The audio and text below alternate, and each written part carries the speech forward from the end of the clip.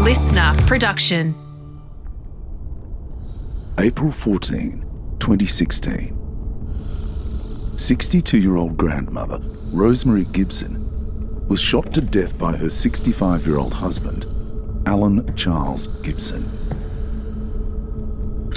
The murder occurred at their property near Traralgon in Victoria.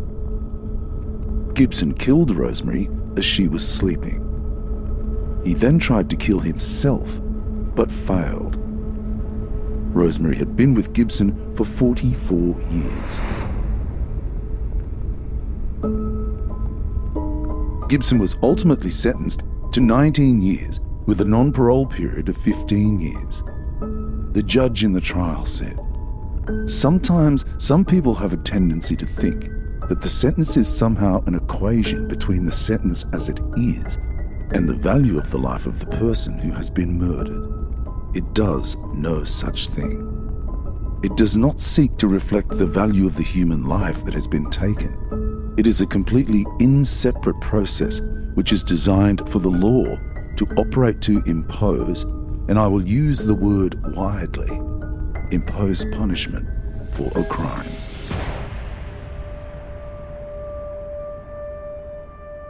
I'm Dan Mullins.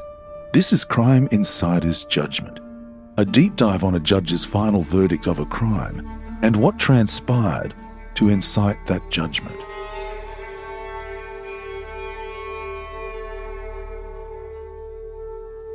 The most concise summary of what occurred on that day, April 14, 2016, is in Victorian Supreme Court Justice Paul Coughlan's judgment. Justice Coughlin says, "In April 2016, you lived in Traralgon. You regarded the relationship with your wife as having broken down. You were then 65 years of age and had retired. You wanted to travel, but Rosemary was committed to looking after her parents who lived in Sale, and you had the continued responsibility for your grandson.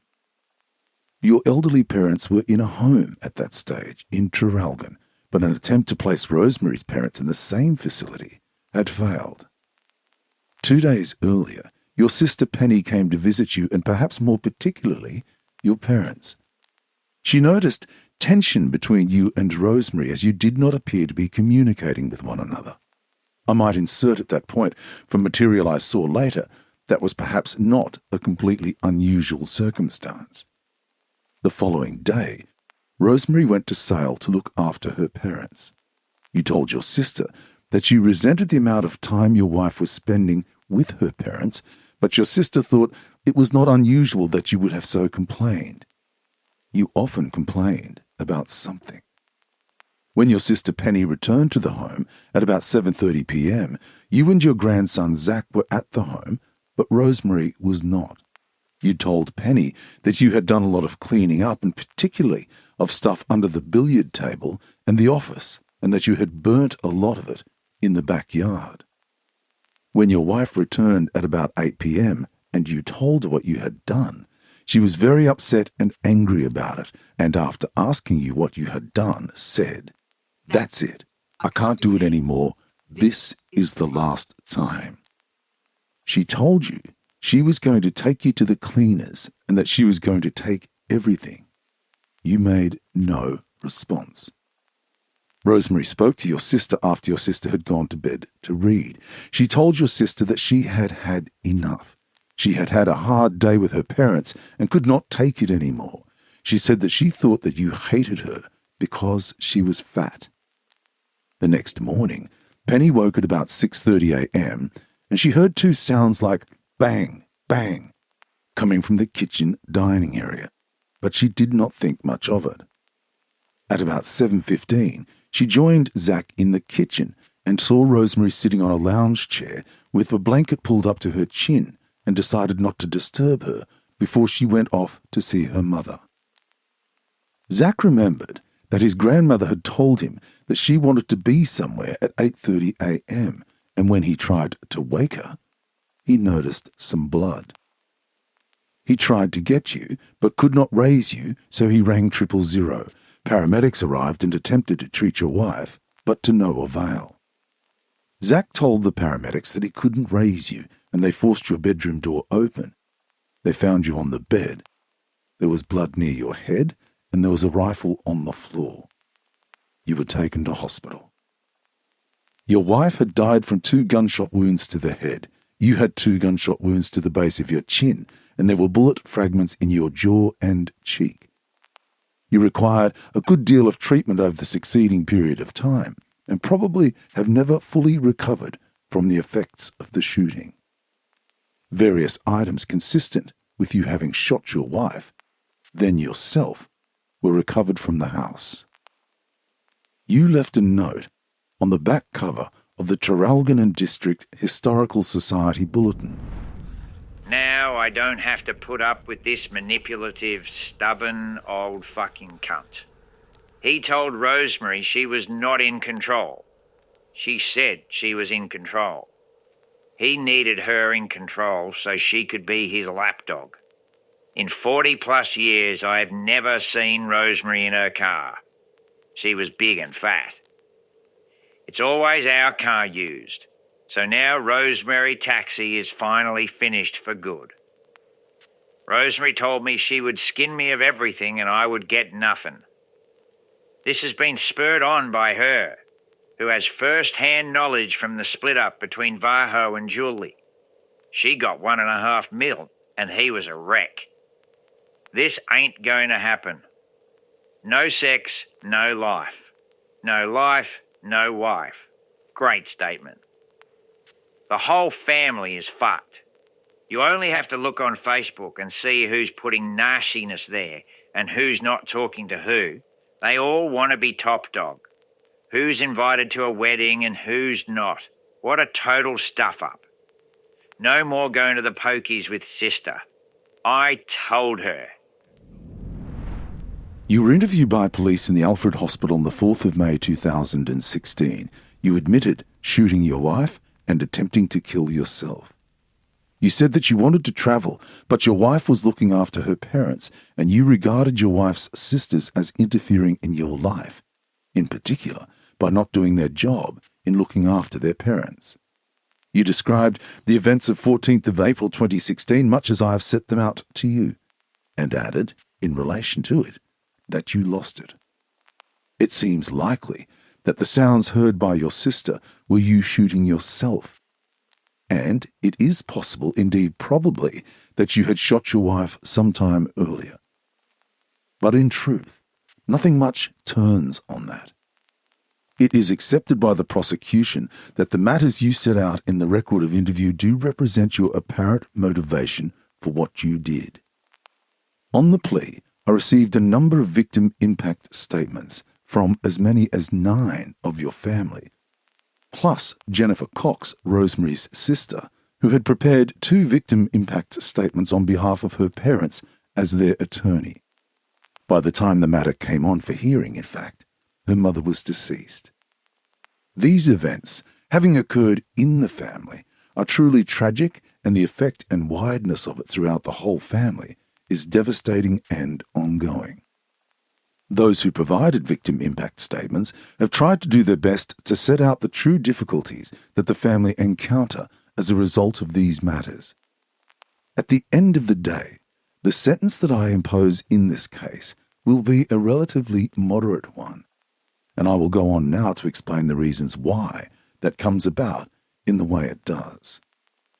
Sometimes, some people have a tendency to think that the sentence is somehow an equation between the sentence as it is and the value of the life of the person who has been murdered.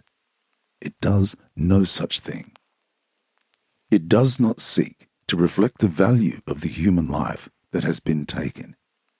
It is a completely separate process which is designed for the law to operate to impose, and I will use the word widely, impose punishment for a crime. But it does not have any equation and should not be equated or thought to equate in any way with the value of the life of Rosemary Gibson, which is infinitely greater than any sentence I will ever impose.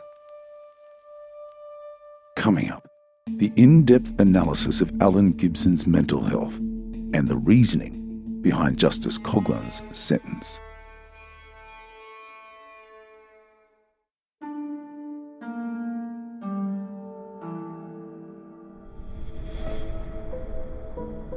Allan Gibson's trial was delayed significantly. Justice Coghlan said it was due to two issues. There were a number of investigations carried out to assess Gibson's fitness to plea, and the possibility of whether he had the defence of mental impairment open to him and relating to his mental state generally.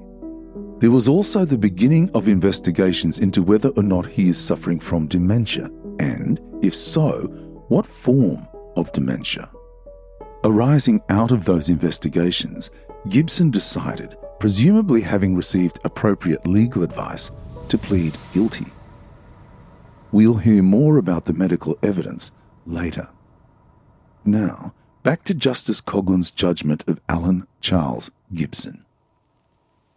I will now cover the matters personal to you. You were born in Sale and your family moved to Traralgon when you were about 10 years old. You were educated there and completed Year 11 of the Traralgon Technical College and went to work for your father in the family caravan business. You met your wife, Rosemary, at the local Baptist youth group. You were married in about 1971 and you have 4 children. As well as the caravan business, your father had started a caravan park where you worked. He sold the caravan park, and even though you might have liked to have continued to work there, it was not possible, and you had to retrain, which you did, becoming a qualified rigger when you were about 27, working for the State Electricity Commission. Eventually, because of what occurred at the commission and what happened to your progress within the organisation, you resigned. You set up a one-man building business, which you ran with wife Rosemary. The work was largely work on relatively smaller jobs, such as bathrooms and renovations, and you had gained registration as a domestic builder. It appears that you had suffered from depression and anxiety from your late teens and had been prescribed Valium. As you got older, your work deteriorated and you wanted to retire and travel, but you had the care of grandchildren and Rosemary had the care of her parents. Your deterioration became more noticeable from about the age of 60 and you were unable to manage the business, both in a financial and work sense. You stopped working at the age of 63 and your combined financial situation was rather difficult. You started, as one of the things you did, to scrutinize your wife's spending, including the cost of looking after the grandchildren and Rosemary's parents. Your mental health was observed to be deteriorating. Both you and Rosemary made significant contributions to your local community. You, particularly through Apex, where you have been president, district governor, and are a life member in an association spreading over 40 years. You belonged to the Lions and Rotary, the local CFA, and made a significant contribution to the local historical society. You were very actively involved in the refurbishment and redevelopment of the Traralgon High School camp. Rosemary was involved in a number of those activities. You were people committed to your local community. You were both, ultimately, Citizens of the Year.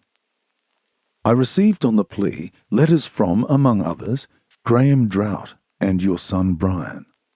Those letters have assisted me in setting out your background in the way that I have. I also received 2 prison fellowship letters indicating that you strive to make the most of your time in prison. You provided a letter to me. Your letter demonstrates that your insight into your offending is still somewhat limited. Although you express remorse in that letter, you do not appear to be able to give up at least some blame of Rosemary. It is somewhat poignant that you finish that letter by saying, "I know this has affected my family so much, and I am terribly sorry. I only wanted to go on holidays." About the time of these events, you had seen at least one example of the suicide of a friend who could not face the future, and you had heard discussions from others about the possibility of a suicide pact. When Rosemary said to you that she would take everything, you seemed to believe that that could happen because of your understanding of what had happened to others. Whether that was accurate or not does not matter, but it was your belief about it. On the plea, I received the following documents. I received 2 reports from Mr. Martin Jackson, a neuropsychologist, 2 from Dr. Danny Sullivan, a forensic psychiatrist, a number of medical reports dealing with your physical and psychological treatment after your attempted suicide, and, for completeness, the letters I have already referred to. That is a letter from you, a letter from your son Brian, a letter from Graham Doubt, a letter from Diane Morrison, and a letter from Peter Skopilianos, both of whom are from Prison Fellowship. I make it clear that I reject any notion that Rosemary Gibson can be regarded as responsible for her own death. I accept that your perception of these things is to the contrary, but I regard that perception as being through the prism of your mental illness. The consideration of your mental health is to be looked at next. Justice Coughlin's judgment now examines, in depth, Allan Gibson's mental health, and its detail is important in providing an insight into how thorough the assessment needs to be in order for the courts to adequately adjudicate prior to sentencing. In his report, Mr. Jackson, the neuropsychologist, said that having looked at the circumstances of your offending and seeing your reactions, or rather overreactions in interview, he thought that you could be in the early stages of dementia. He thought as between frontotemporal dementia or behavioural variant Alzheimer's disease. The next report was the one prepared by Dr. Danny Sullivan, the forensic psychiatrist, and he did diagnose you with suffering from recurrent depressive disorder of moderate severity. He did consider dementia, but said that it required further testing, which he said, somewhat prophetically, might prove difficult. In August of 2017, Dr. Sullivan, in an attempt to carry that through, wrote to St. Vincent's Hospital Mental Health in an attempt to follow up the testing, but it was to no avail. Dr. Sullivan had said in his report, and I quote, "Nevertheless, I do consider that Mr. Gibson's mental functioning was markedly impaired by depression at the time of the alleged offence, and this was causally associated with his behaviour. His capacity to think clearly and make calm and rational choices was severely disturbed. I consider that his judgment was grossly and detrimentally affected by depression, as evident in his rambling suicide note, his tangential discussion of factors he perceived as associated with his actions, and his own suicide attempt." Back to the judgment. You were further examined by Mr. Jackson, who provided a second report dated 21st of November 2017. That is, there was a period of time more than a year between his 2 reports. He considered that there had been mild but significant deterioration in some aspects of your processing speed, all aspects of your working memory, some aspects of your complex new learning skills, some executive and language skills, as well as impulse control. Mr. Jackson concluded, "I am of the opinion that the deterioration in cognition seen on the current assessment provides support for my previous concern that Mr. Gibson does in fact have a neurodegenerative disorder, dementia. Given his age and presentation of his cognitive difficulties, this would be consistent with frontotemporal dementia, behavioural variant." So, he had come to a slightly different conclusion, having noticed the possibility of your deterioration over a period of 12 months. The next report received was that of Adjunct Associate Professor Stephen McFarlane, who is a consultant psychiatrist, old age. In his report of 11th of December 2017, he did not regard any diagnosis of depression as being inconsistent with frontotemporal dementia. He did, however, raise the difficulty that your frontal lobe might have been damaged as a result of you shooting yourself, in part because a number of the imaging matters that would have been done could not be done in your case because of the presence of shrapnel in your jaw. It is clear that for the purposes of sentencing, your mental health was a major consideration, but that was not the end of the matter. Mr. Jackson and Dr. Sullivan both gave evidence before me on the plea. It was important for me to know whether you suffered from frontotemporal dementia because your life expectancy was quite different depending upon the diagnosis. Even between the two kinds of dementia being discussed, the difference was between the life expectancy of 8 years for frontotemporal dementia and 15 years for Alzheimer's-related dementia. If it was a matter of damage to your frontal lobe as a result of the shooting, it would have required a quite different assessment altogether. I thought it was necessary that that issue be resolved. I thought it might have been able to be done relatively quickly. In any event, it has taken more than a year to do that, but it has been done. Some of the members of the family will understand because they were involved, in part, in the process of the attempts that were made when the Department of Corrections was talking about who would fund what and what things were able to be done. I do not want to be too critical about the Department of Corrections because I do not want to say anything that might affect Mr. Gibson's position in the system. They cannot take it out on me, and I do not want them to take it out on him. So I will say, therefore, as little as I can, but it eventually emerged that there was a CT scan which, for practical purposes, would meet the needs of diagnosis in the case. On the 1st of November 2018, Professor Stephen McFarlane said, "I would be happy on clinical grounds to offer the opinion that all this likely represents a frontotemporal dementia."